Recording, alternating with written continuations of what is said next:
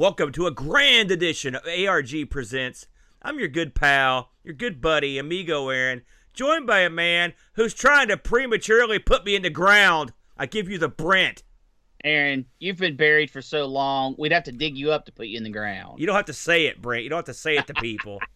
So, last week, after a contentious, fiery debate, we spun the wheel and we made the interesting deal as this week, the Brent. Well, we'll get into it, but the thing we spun on the wheel was the F8, which is a processor, and the thing it goes in, among others, is the Grandstand video entertainment computer, which is what we're going to be covering this week. You can also sort of call it the Fairchild Channel F2, among other names, but we'll get into it.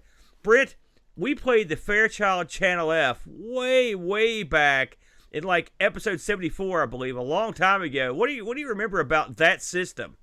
I remember being very disappointed. Well, this week, I guarantee your mind will be changed because we got two awesome games. But I want to get into this a little bit because this was a very wacky week for yours truly, trying to pin down which system we were going to play.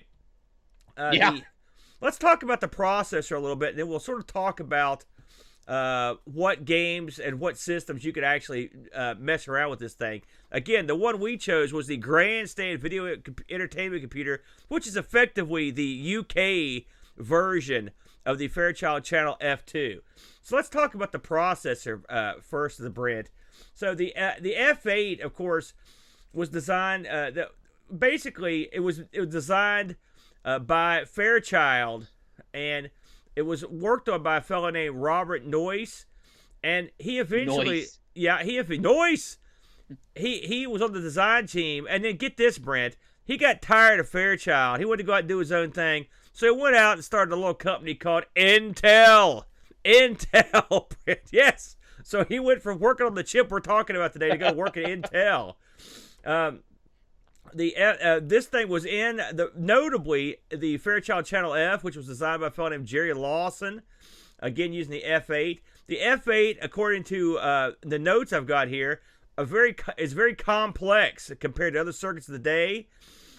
It's basically got more computing power than most of the other chips that were around. The graphics on this thing, it could go 128 by 64 with 102 times 58 pixels. Which is impressive. It had 64 bytes of RAM. Bytes? Are you kidding me? This thing, the F8 was the first processor that allowed video game machines to have what you would consider an AI. Everything up to this point had basically required two players. So what you're seeing here, we could go through this. This is considered a second generation console, and really the changes between the Fairchild Channel F and the Fairchild Channel F2 / Grandstand video entertainment computer are they're there, but they're modest changes, and so this is still considered very minimal. Yeah, it considered along those lines. Now, of course the first generation of home consoles would be your Pongs. Your Odyssey 1s, that sort of thing. So this was a step up from that, and a pretty significant step. Oh, absolutely. So the Fairchild Channel F, the first one, it came out in it was like 76. It was real early in the game. Yeah, August of 76. Retailed for $169.95, which that's pretty good money. Back in those days. Now, the Fairchild Channel F2 came out a couple years later. Now, what was different on it? Well, for starters, this thing had joysticks that actually could be removed from the console. The original Fairchild Channel F had joysticks that were hardwired in. I want to talk about the joysticks on this thing for a second, too, by the way. Picture a stick that you would hold in your hand with no base. That was the joystick on these things. And you actually had on top of it, you had almost like a little plunger or something, didn't you, Brent? That you would actually, you could actually push down for the button, and you could actually hold that handle and swivel the little top part. It gave you swivel controls. So you actually had a lot of functionality in these sticks. What do you think about these joysticks, man? They're garbage. I mean, let me back up. I guess I've never technically used one, but that concept is garbage. Why? Well, I think that's kind of your neat. hands would get so tired, not being able to, because you have to hold them in front of you, right? Right. I mean, pretty much. That would get very tiring. I think it's neat that it's got that little mushroom top that you can use as a joystick and spin around. Yeah, it's a precursor to the analog stick that we all know, use, and love today on gamepads. One thing you got to remember is that they had nothing to base what they were doing on. You know what I mean? So this was literally, they were breaking ground for everyone. Well, no, I don't think that's fair. I think they obviously got inspiration from arcade controls of the day. Well, again, you're talking the early mid 70s to late 70s. There wasn't a lot to base it on. Let's put it that way. And you got to think there weren't a lot of games, even back then. Most of them used buttons. There weren't a lot of joystick games. Now, I don't necessarily agree with that. We'd have to go into a deep historical dive to determine that. You're probably asking yourself, okay, you had the Fairchild Channel F1. Then you've got the Fairchild Channel F2. Why did they bother? Well, the reason they bothered was the Atari 2600 came rolling out and was stomping a mud hole in the Fairchild Channel F. Yeah. And so they were like, well, we're going to get something cooking here. And so cook they did. Now, you're also asking yourself, why the Grandstand video entertainment computer? Well, I just picked that one because I like the name, frankly. There were a bunch of different knockoffs of this thing. So the Adman Grandstand channel entertainment computer was the UK version. If you were in Belgium, you got the Barco Challenger, which is also a good name. I know. Sounds like a chair. Yeah. Italy got the Dumont Video Play. And if you're in Sweden, you got the Luxor Video Entertainment Section, also good. These are all great names, by the way. The Luxor, that's awesome. That's pretty good. The DeMonte sounds like a fruit cup. If you were in Germany, enjoy them, my friend. In Germany, they had variants of this including the Saba Video Play, which I actually saw some Saba. Sounds like a wrestler. I saw some Saba cartridge boxes. Most of these would just play Fairchild Channel F, but some of them had different boxes, which I thought was kind of neat. But you can either play the Saba Video Play, the Nordmede Teleplay, and the ITT Telematch. All those were in Germany. So you got a bunch of different stuff there, which is kind of neat. So I looked up the Grandstand in particular. This thing, again, was about the same price as the other ones. One of the differences on this one was, if you look, if you're watching at home, and you see the top of this thing, you'll notice that there's that thing that says hit here to eject. It looks like you're just pushing on top of the console, and you are. The old the Fairchild Channel F1 had an actual button for an eject. This one you just push down over top of where the cartridge goes in, and it just pops right out. It's pretty neat. I don't know how they did that, I'll be honest with you. But I'm sure it's a lot easier to mechanically work than actually having an eject button. The Fairchild also had this gimmick, which the Atari has too. You would have a game with like a bunch of variant games on it. Like, so, for example, my bowling game, I think had like, is it 8 or 16 different games you could play. Now, when I say different, I mean like different speeds, different amount of players, and maybe some different game variants. You know, a lot of the Channel F carts had multiple games on the cartridge. You know, in fact, quite a few of them did. So, but I mean, some of them would have like tic-tac-toe and some kind of art program, something, you know, or like walk around in a maze. You know, most of the stuff was pretty, let's say basic, Brent, by modern standards. But still, it was kind of neat to get that extra value. Now, you may be asking yourself, well, hell, the Fairchild Channel F2 sounds just exactly like the Fairchild Channel F. It wasn't exactly the same. Is that what you were asking yourself, Brent? Well, I know one major difference was you could actually play the sound through your television, right? That's right. Very good, dude.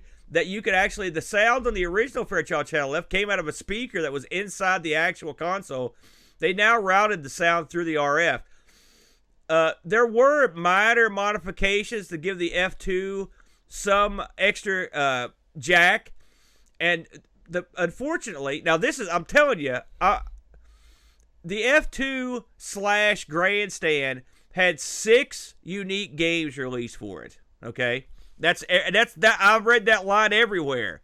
I have no idea what the games were or where to get them. I looked everywhere to try to find some of these exclusive titles. Did you have any luck even getting the names of those? I know one of them was called Big Sports, but I saw a list of what I believe the 6 games were. Yeah, and unfortunately, the only one I actually remember is Big Sports. They didn't do well. I guess it's the yeah. They're lost. They're lost to time. It's funny. Now, I do want to get into one more thing before we move on. This was not our original choice for the F8 processor. The F8 was in a bunch of different units. Yeah. And this was just one of them. And since we looked at the Channel F, I was trying to find one of the other things it was in.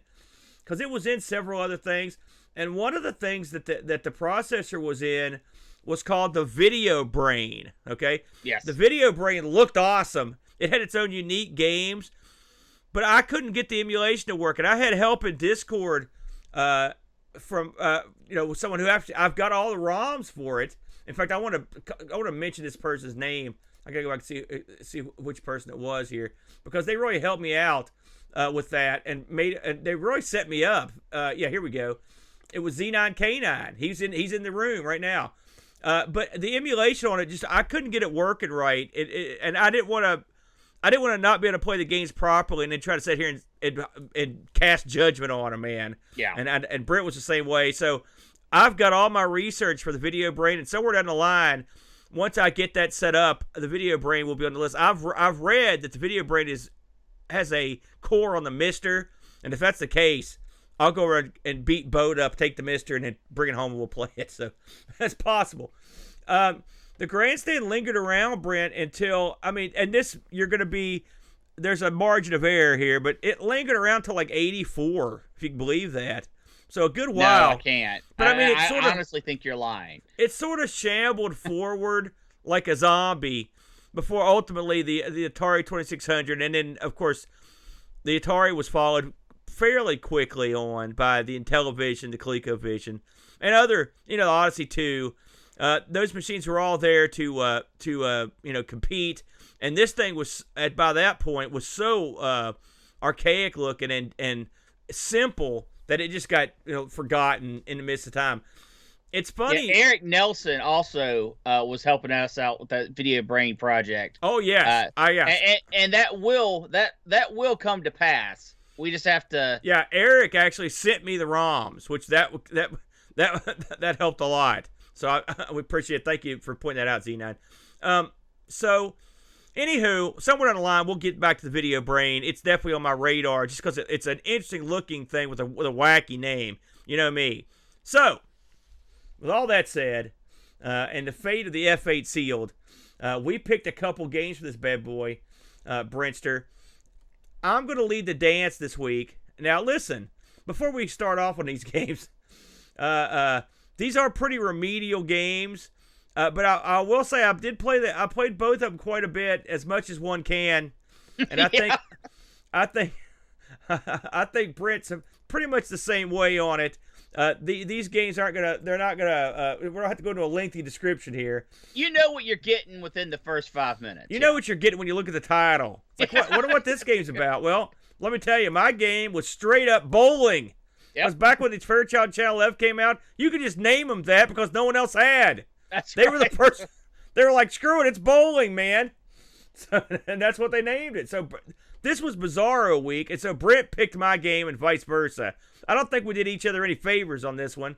No, I do. I think we were very kind to each other. Well, it could have been worse. There's a lot of stinkers. Yeah, I could have put you right down Math Alley if I wanted to. Yeah, that's true. That's a valid point there. So let's talk about bowling. Bowling was Video Kart 21. I should mention that the Fairchild Channel F, the carts were numbered, which I think is love that, by the way. It is kind of neat. I wish all consoles did that. This game was developed and published by Fairchild. or their full name, Fairchild Camera and Instrument Corporation, because that was sort of their bag. And then they went down the road of processors. My game was released in '78 and is a bowling game. I know, stunning, right? Well done. I will say, review over. Yeah. So these games, I mean, I will say one thing about the Fairchild. I like the boxes. I like the cartridges are bright yellow, and they're as big as like an 8-track tape almost. They're huge compared to like a 2600 cartridge, And so they're actually sort of attractive. The box art, they're reflective of the time.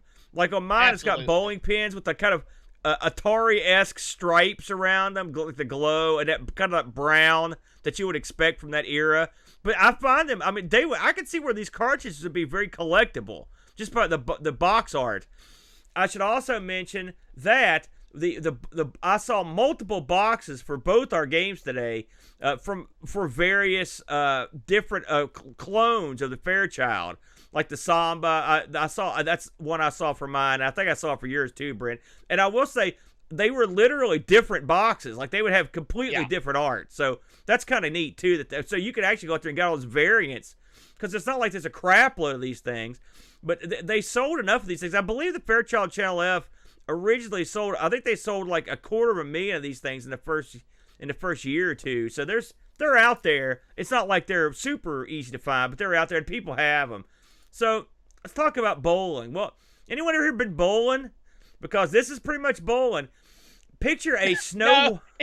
No, it's bowling if instead of just walking up and rolling the ball, you run back and forth in front of the lane before that's you how actually I do it. anything. That's exactly how I do it.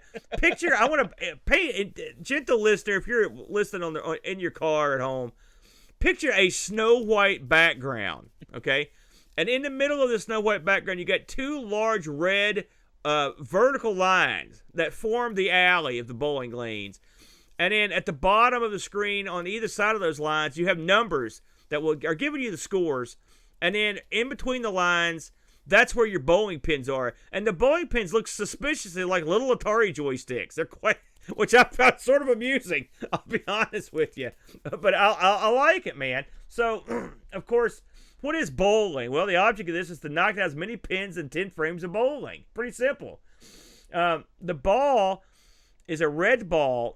It comes down the left side of the screen, like presumably out of the gutter, right, Brent? Like ball return. Yeah, it's a ball return. And then, like Brent said, I mean, he sort of nailed it. The ball, once it gets down to where it's in the lane, it will kind of go back and forth. And then once it gets to the point where you're ready to launch that sucker, you push up on your little joystick. Now, I played this two different ways, Brentster. I played this with my regular joystick, like the Nintendo crosshairs. Then I used the analog stick. Let me tell you something. Analog stick's the way to go on this one. It makes a big difference. And I felt like I was almost playing it on the Fairchild, because if you look at I use this Xbox controller here, and if you look, the little mushroomy deal here on the top, it's not that dissimilar to what you've got on a Fairchild controller. I believe it or not, I've actually touched a Fairchild before. I saw one at one of the cons I went to, and I didn't get to play the joystick, but I did see it. The little mushroomy thing on the top isn't round, so that's one difference. But still, it's generally the same thing. And then we're analog, pretty slick. So anyway, once you get the ball on the screen, it goes back and forth, and when you push up on it, the ball takes off down the alley and knocks down the pins. Now, you can actually, what I like to do is kind of curve the ball. You can put a little bit of basically English on it, depending on how you hit forward on the little stick thing. It works. It works pretty well, and you can do real well at this. Actually, this supports. There are multiple games on the cartridge. I mean, I think there's like 8 variants, and they're 1 and 2 players. I should also mention, if you're having 2 players, the one player's ball is red, the other player's ball is blue, and one player's score and everything is red and blue. It also keeps track of your bowling score in true bowling fashion, with numbers, strikes, and spares all listed above your numbers in the. Well, I mean, it does. It didn't have to do that, Brent. I know you're laughing. No. It's just the way you presented that information. It presents the bowling score in numbers. It's Well, like, yeah. No, but also with the symbols. If you get a spare, you get the little slash, which I think that's cool. You could sit down and play a game of bowling this, and I have to say, honestly, because I really thought you screwed me on this one. I'll be honest with you, and I sat down and played it, and it actually is a pretty. It's not bad. I mean, is this thing you're going to play for hours? No. But, hey, listen, with 18 game variations, and I want to get into some of these here in a minute, because basically what those variations are again, split them in half. Basically, half those are just 1 or 2 player, okay? And then what are the 9 variations? Well, speed is most of them, but also there's a game where you can play splits. And splits are literally, they just set up random pins, and you're supposed to try to pick them up. So it's more of a skill game. Well, I mean, I guess bowling is skillful too, but you know what I mean. Something else about this game that's deceptive. Now get this, Brent. I was wondering if you noticed this or if you played it enough. There are a lot of splits in this, just like in real bowling, right? And so you're thinking to yourself, there's no pin action, and there's not. You don't see any pin action at all. But there is invisible pin action. You can pick up 7-10 splits, which I didn't do. But the other one where you have 2 pins on either side, I picked that up. I've picked up a ton of splits. If you hit the pins just right, the computer knows that you hit it in the right spot to knock down the other pin, so it just knocks it down. So it would have been cooler to see the pin slide across the screen. But hell, it works. At least you can actually see the pin go down, so you know that it's working. Yeah. So the pin action. This was, like you said, while not animated, was pretty incredible because I thought it was very fair, very mathematically plausible. A lot of it was, when I threw something, I hit it where I thought I would pick up the spare, I did. Yeah. And anytime I wouldn't pick up the spare, I'd be like, okay, I can see that. I wouldn't expect that to always work, sort of affair.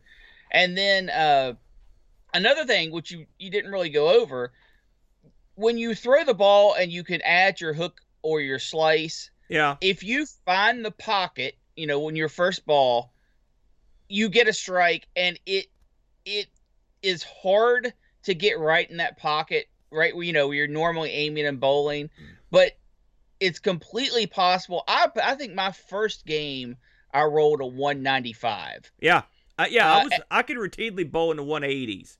Yeah, and then I started screwing around because I wanted to see different pin action stuff, and if you throw and hit the pocket, it gives you the strike. It doesn't screw you.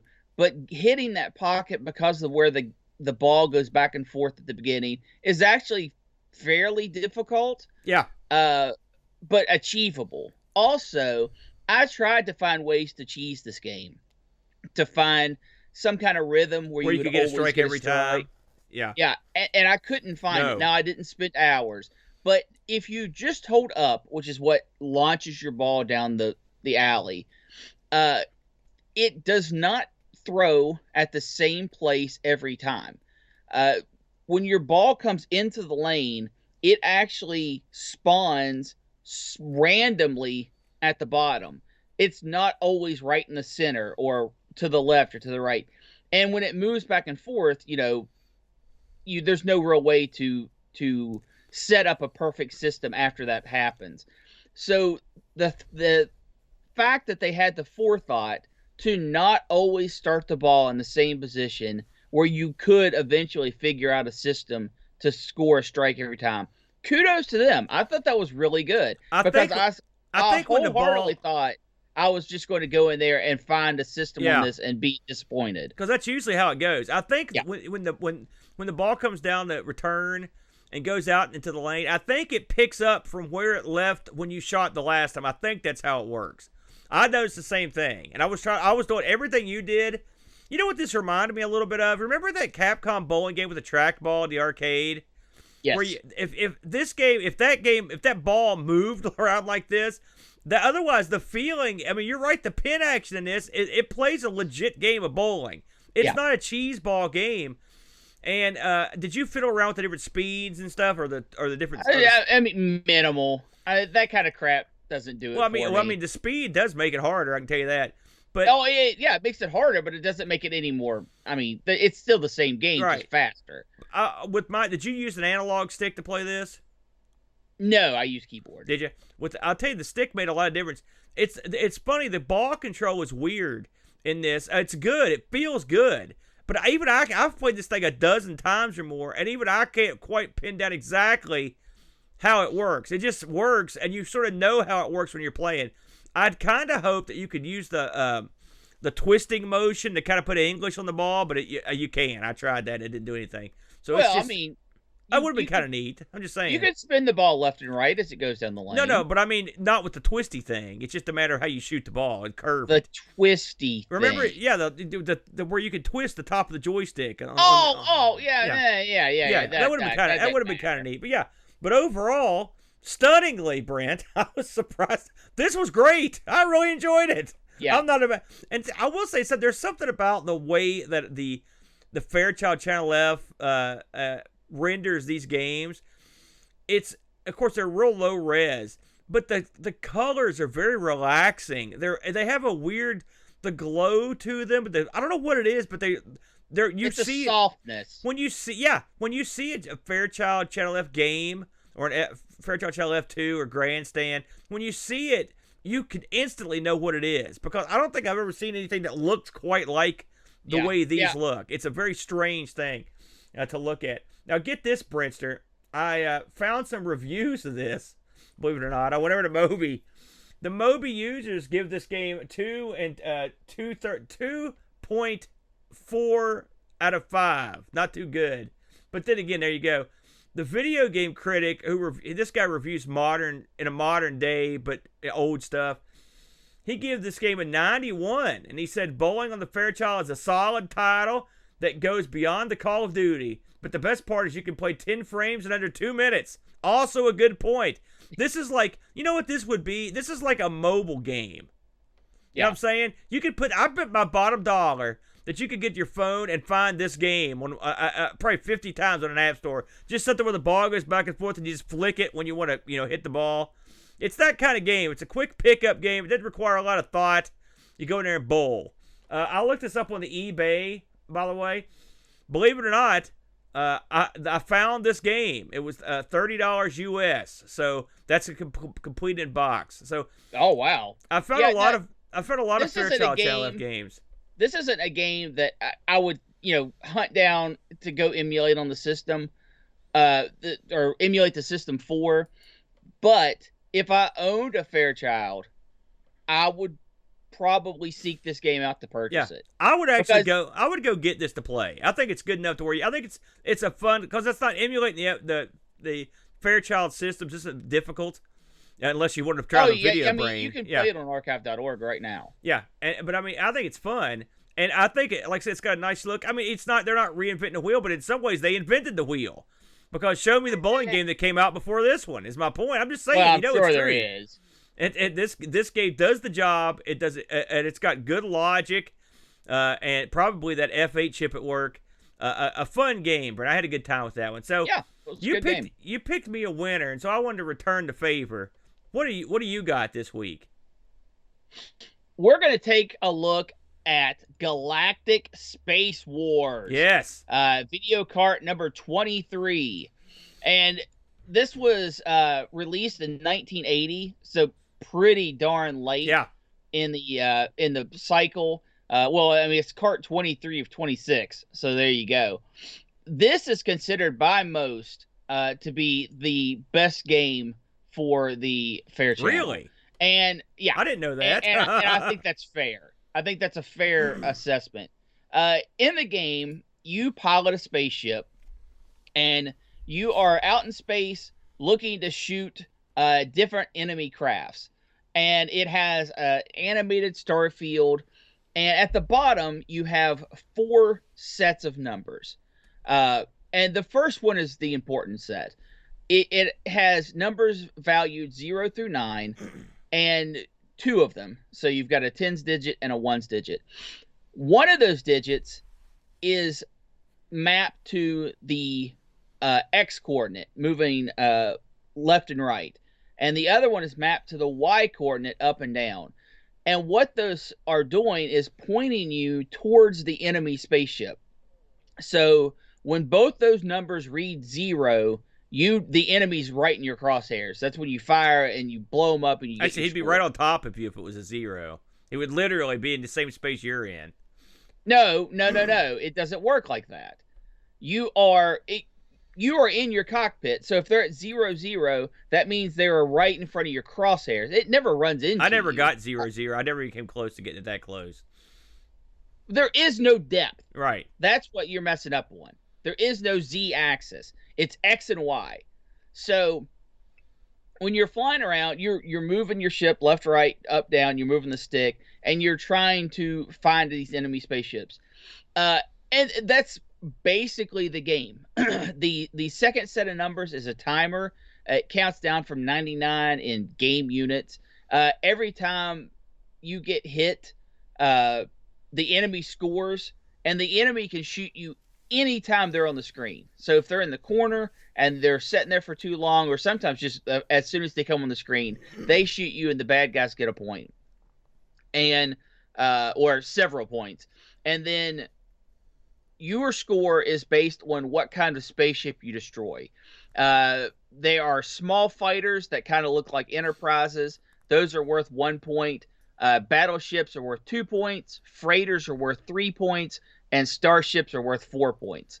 So it's interesting that they have different looking ships. Yeah. I think that's an Enterprise and a TIE fighter, something like that. Yeah, it's a fun mix up on the game. And you can play this for a good long while and still be entertained. I think I played maybe 4 or 5 games. I mean, I realized what was going on pretty much immediately. And I played 4 or 5 full games, which takes about 2 minutes to play a full game. And I enjoyed them. I had fun doing it. What's crazy about this, Aaron, and it's unfortunate we didn't get the chance to try it out, is this can also be played 2-player. Yeah, and I heard that. Yeah, when you play 2-player, the player 1 plays the game exactly as I described. You know, you're moving the ship around, all that good stuff. But the second player flies off screen and tries to avoid basically getting on the screen, or just getting onto the corner of the screen to maybe get a score a hit and then flying away. So what they are actually doing is controlling the coordinates at the bottom of the screen. That's really clever. I mean, it's not complicated. It's something that was probably very easy to add to the game. Yeah. And that's a nice touch. The second player doesn't actually shoot, because it'd be really cheesy if just every time they just ducked on the screen for 1 second and then flew away. Right. So the computer will actually shoot when you're on screen and it deems it appropriate. I would imagine that part of it kind of sucks, but you know, it is what it is. But that's not all. If that's all this game was, it would be an awesome Fairchild F game. Fairchild. Okay? That's what I said. If that was it, it would be an awesome game, because this is a very fulfilling 10-15 minutes of gameplay. But there's a second game on the cart. And unlike bowling, which is just faster or, you know, a gimmick type setup, this is a completely different game. It's Lunar Lander. And it's a very simplified version of Lunar Lander. There's no, I mean, there is thrusting and there is some kind of gravity pull, and you kind of drift just like you would in Lunar Lander. But it is there and it's decent. And the whole thing you want to do here is how quickly can you land your ship? And it actually keeps a high score. So you can pass the controller back and forth and see who can land it faster. Now, there is a caveat to this. The platform is always at the bottom of the screen, because it is always just, there's no other platforms on the screen except for the bottom or surface. And on that surface, the landing pad is randomly placed. So if you get lucky, you can get a good placement for the landing pad and get a really high score. I did that. I ended up landing once in 9 seconds, which is ridiculous. I never even came close to doing it that fast again. But it's a fun little game. You've got your delayed controls where you hit up and it takes just a split second. You have the gravity pulling your ship down to the planet where you have to thrust to overcome that gravity. But if you go too much, you'll start going high and instead of just slowing down. It's a really good Lunar Lander representation. And to find that this was just packaged in with this game, because these are two games, I don't know if Lunar Lander could have worked all by itself. And I know there is another Lunar Lander type game on the Fairchild, so maybe that's why it got included into this. But I think Galactic Space Wars was a competent enough title to stand on its own, and this is like getting a whole nother bonus game right on the same cart. Aaron, what was your experience with it? Well, I will say I did not play the Lunar Lander game. I didn't know you were going to play both. I played the game. I picked the game. I didn't pick the cart, but I did know it was on there. What? Now, that's the dumbest thing I've ever heard. Hey, I picked the game, not the card. I didn't know it was on the card. But I will say Galactic Space Wars, it reminds me of sort of like Remedial, like Star Raiders, basically. They took out the map. There's no map. There's no star base. That stuff, but the actual combat's pretty similar. Driving around, shooting spaceships. It didn't take me long to figure out what the coordinate thing meant. I did feel bad shooting the Star Trek Enterprise, but I didn't feel bad about shooting the TIE fighters and stuff. But it was still fun. It's not bad. I read about the 2-player mode. I didn't understand exactly how that was implemented, so I'm glad you described that. That was kind of cool. I like that. There's a lot of interesting forethought that went into that. To even come up with the concept of using an off-screen player too, that's wacky, man. So I can't even imagine how that was made. But yeah, this is an ambitious title. I mean, listen, for the system, the Atari 2600, like I said, Star Raiders, and of course it's many, 8 bits and whatever. Star Raiders is clearly a superior title, but this does. This is right in the same wheelhouse of that sort of gameplay, and it's good. I mean, the Atari was a little more advanced than the Fairchild was. This Absolutely. is not the kind of game you would expect on the Fairchild. I was surprised when I came across it because I thought to myself, wow, they really kind of went outside the box of what you see on this particular console. And so, yeah, I was pretty impressed with it. I'm not going to lie. Is it something I now personally... I think it's more impressive than bowling, but I think bowling's more fun just because it's a bang operation, and you can go around hunting forever in this thing before you find something. Now they'll find you eventually. Yeah, I completely disagree with that. Not that bowling or this was less fun. Finding the enemy is all about using the coordinates. Right. So there was no like, oh man, I've been hunting for like 20 seconds. I can't find anybody. No. The challenge of this game is if you just go left and right independently and up and down independently, you can always find the enemy ship in a moderate amount of time. And we're still talking 10 seconds, right? Not me. What is nice about this game is once you start understanding how the coordinates work and you can start using the diagonals, you can get to ships faster, which means you can get more ships, which means your score is higher. And that is what's so sweet about this game, is you can improve your skill of it with multiple planes. The very first time I played, I did horrible. I lost the computer. And then I started figuring out, what was happening, how the coordinates worked with the left, right, and up and down. And then I won pretty handily. And then I realized if I can use my diagonals when it's appropriate, I can really start getting this score high. So I evolved my play style, which is exactly what you want from a game like this. Yeah. So I really appreciate how they did it. There's no luck involved. you can sometimes take multiple shots from the enemy, which is kind of dumb. I mean, they could be on the screen for a millisecond and shoot you, but as long as you're consistent, you can always beat them. You know, you can always have a higher score. So they don't cheese you out too hard, but it does kind of suck sometimes when you get shot and you don't feel like you should. All right, go on with your review. It is all you're right. I mean, listen, I would stagger around for a while before I found a guy, but I was going all willy-nilly. You're right. Once you narrow it down, and I learned this pretty quick, once you narrow it down between moving up and down and left and right, and just start to learn how to use those coordinates, it becomes less difficult to find some guy. But I will say, I went to the bathroom one time, I left it on, and eventually I just can't. I mean, it was about 10. It wasn't that far, 5 minutes. I eventually did get just killed outright while I was not even playing. So when you run out of time, the game's over. Right? No, but they were yeah, right. That's what I mean. But they were shoot you so much. They were pinging he me. will roll his score. Yeah. That's what happened. I could hear it where I was in the other room. I could hear it get lit up. So it's kind of neat. But yeah, an ambitious title.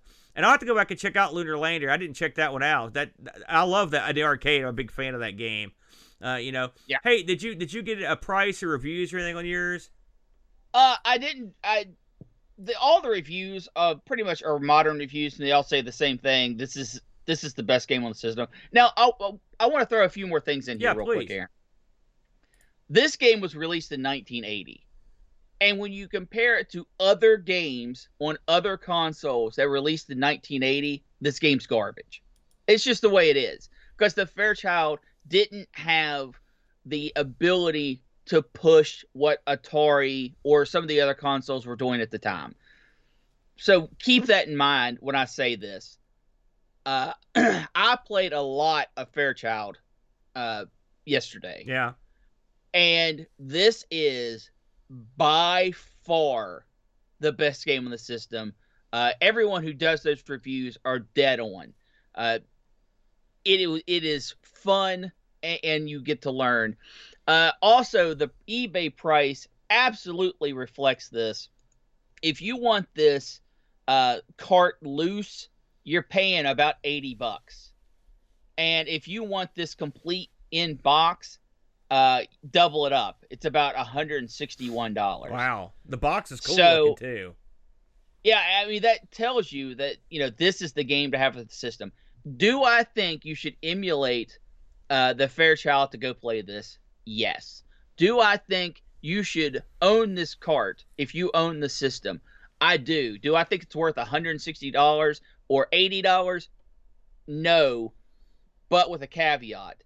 If the Fairchild is something that you grew up with and you remember, and you haven't played this game, you have to go get this game at pretty much any price, because this is the pinnacle of what the system was. This was the absolute top. So, I mean, there you go, Aaron. I think that you picked me an absolute winner with the two games on the same card. Is this more fun than bowling? I think it is. Yeah. Because I like that my skills evolved. Bowling, I just spent the whole time trying to break it. This, I actually tried to get better. I will say, in full disclosure, of course, we spun Bizarro last week, so it means we had to pick each other's games. And I told Brett, like, well, since we're not doing the console I thought we were. We can avoid that, but Brett demanded it. All right, so we had to pick each other's games. So I was going through the library stuff to pick him, and I saw a title. I was like, this looks interesting. I'll send this one over to Brent. And Brent rightly said this. He goes, and I had looked at our old show to see what we'd played, and I still picked a game that we'd already played. And so Brent's like, you're an idiot. So I actually picked, remember what that game was? It was one of the games we did on the Fairchild Channel F show. It was the pinball game. Yeah, but it was Whizball. That's video Whizball. That's what I picked for him. So yeah, so this was my second choice. But I will say, I when I looked through these, this was one of the ones that looked intriguing to me. I do want to. Oh, this was so good compared to everything else. I do want to mention, Brent, before we move out of this topic, that I wanted to see what a Grandstand would cost you, and I actually, believe it or not, I found someone on eBay right now that's selling an Adman Grandstand video entertainment system, or computer. He's been trying to sell this thing for a while. He's asking, this is in the U.S., $526 or best offer.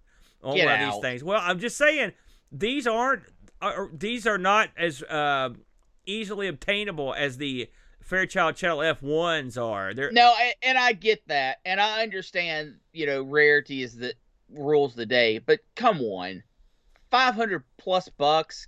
Well, get out. It's cool looking. Hey, listen, people collect stuff, and they're crazy. They do their own thing. So if this is your bag, I think they're a neat looking system. Having watched one in action via video, it looked like it'd be fun to toy around with. Of course, they've got RF out, so it's that you're gonna get you're getting a system of that era. But I mean, and it's old. But I mean, much like a lot of old stuff, they just kind of keep on ticking. They keep on turning, man. That's the way old stuff is. Speaking of which, it's time to turn this wheel, my friend. Let's get it going. By the way, I saw that transition from a week ago. We're debuting our new wheel song. Barkbit has taken care of us here. This is a great new tune here. I've had to add a bunch of stuff to the wheel this week because we had to fill 3 spots. So we've got the Jupiter Ace for our retro rewind, and the new pieces we stuck in were fishing games and Last in a Trilogy. How about that one? And so those were recommended pieces, and if they get picked, we'll talk about who recommended them. Let me move my soda pop here, and we'll fire this sucker up. So, Brent, do you have a preference this week on the wheel? Type in game. Oh, are you kidding me? What are you trying to do to me, man? Here we go. Huh! Let's see what we get here. I'm getting right and close. The winner. Holy cow! The suggestion from Rob Flack O'Hara, Brent. It's Robot Madness. Robot Madness. We're going to be playing games that have robots in them, man. What do you think about that? Yeah, are we going to stipulate this at all past, has to be highly focused on robots? Well, I mean, how would you like to do that? I wouldn't. I hate stipulations. I say we leave it wide open and go all robot action. We could do that. We could do that. By the way, I want to mention that here, our closing segment here, we've also been given a great song here by a fellow named Steve Watson, a longtime listener, and I wanted to get him in here, so we were going to have a little closing music here before we get to the end, which I like. I like this piece as well. Anyway, getting back to the pie piece, listen, I say we just open it up. As long as it's a robot game, I'm down with it. Yeah. So I mean you don't have to be the robot. Yeah. You don't have to fight the robot. The game just has to be focused around robots. Right. Well, I mean, also no Mega Man. I was getting ready. Now, I thought you liked Mega Man. I love Mega Man, but that's too obvious. Work harder. What about so any obvious robot games, those get banned? Is that the way it works? No, I'm not saying any obvious ones. Just Mega Man is banned. I will tell you. I'll let you. You can ban a game too. There will be no one playing Rise of the Robots. That's out. I banned that one. That's a dog. That's no good. Rise of the Robots is the Wild Wild West film of video games. That's the hatred I have for it. It's number 1 with a bullet. So I guess next week then, Brent, Robot Madness. Now, before we go, Brent, a quick update and a timeline on the finale for the big contest. Go ahead. Well, as any listener in the past, I guess, 2 months, we've been really dogging this thing. Boy, would know we are giving away a few prizes on the 28th, and we have our names. So I'm sorry for all those who didn't get in. I know a lot of people were really trying, especially there at the end. But the names are set. We have 12 names. Now, something to note, 2 of those names aren't going to be spun every time because we're going to spin, we're going to have a winner, and then we're going to remove that name and put a new name on. So next week, we will find out our 10 wheel starting names. We're just going to pick them at random. Means 2 people are only going to be there for 2 prizes, and 1 person's only going to be there for 1 prize. But it's the big prize, so that's where you want to be. So be sure to join us on next week on the 21st. Find out if your name is going to be on the starting wheel or if you're going to be one of the runner-ups, so to say. And then, of course, on the 28th, we're going to give that wheel a spin for the prizes. Beautiful. It sounds good. Hey, I also want to mention, because the time is drawing nigh, Brent, that in just a few short weeks, on March 27th 5:30 p.m. Eastern Standard Time. Please join us for the International Computer Club, third meeting of the International Computer Club. It will be a happening as the luminaries off of Discord and beyond get together and talk computers and classic gaming. We've already got 4 spots filled for presentations, and I'm sure we'll get at least 3 or 4 more. So we'll have a good stock night of presentations. Should be a lot of fun. Everyone's invited to participate. We will be broadcasting on Twitch, and if you are a member of our Discord family, you are more than welcome to actually get on camera with us. We'll be going through Zoom, although this may be the last time we go through Zoom. We maybe start going through Discord after this. But it should be fun. Again, that is March 27th, Saturday. It should be a good time, so feel free to join us. Any final thoughts, Brent, before we take this thing to the house? Not a single one. All right. Thanks for joining us, everybody. We'll catch you next week for crazy robot madness. And until then, does not compute. Thanks for joining us today. We really hope you enjoyed the show. Hello to our YouTube subscribers and our Twitch followers. A special thank you to Duncan Styles for our vector graphics and Bartbit for an amazing closing theme. Want to help keep ARG spinning for as little as $1 a month? You can do so at our new Patreon at patreon.com/ARG Presents. Just like these fine folks: Graham W. Vetke, Rollo, Olaf Hope, Anthony Jarvis, Terry Howard, Gary Heather, John Schaller, The Slow Norris, Frodo NL, Steve Rasmussen, Bernhard Lucas, Chris Folds, Mitsuyama, Jason Warnes, Rob Flack O'Hara, Andy Craig, Dave Velociraptor, Retroalgy, Hermsky, Roushi, John Dykeman, Jerry Dennington, Z9K9, and Mr. B. Don't want to explain another credit card bill? That's okay too. You can help us out by leaving us a positive review on Spotify or Apple iTunes. Have an idea for a wheel piece? Email it to us at argpresents@mail.com. We film live every Sunday, 10 a.m. EDT on Twitch. Hope to see you there.